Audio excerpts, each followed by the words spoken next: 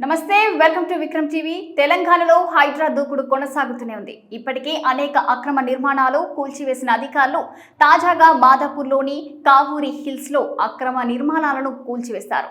హైదరాబాదు పరిసరాల్లో అక్రమ కట్టడాలను కూలుస్తూ అక్రమదారుల గుండెల్లో హైడ్రా దడపుట్టిస్తుంది.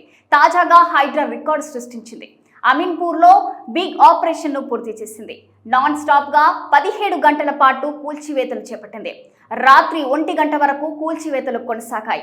పటేల్గూడలో 16 విల్లాలను కూల్చివేశారు. ఒక హాస్పిటల్, 2 అపార్ట్మెంట్లను కూడా అధికారులు కూల్చివేశారు.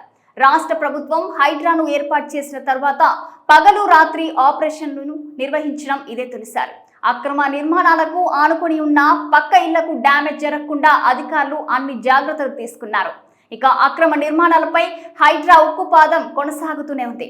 హైదరాబాద్ మాదాపూర్లోని కావూరి హిల్స్ పార్క్ స్థలంలోని అక్రమ షెడ్లను హైడ్రా అధికారులు కూల్చివేశారు.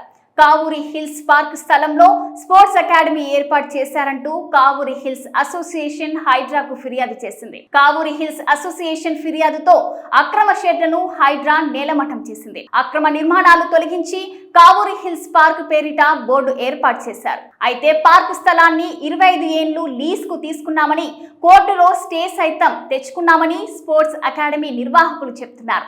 గడువు తీరక ముందే అన్యాయంగా నిర్మాణాలు తొలగించారంటూ ఆగ్రహం వ్యక్తం చేస్తున్నారు.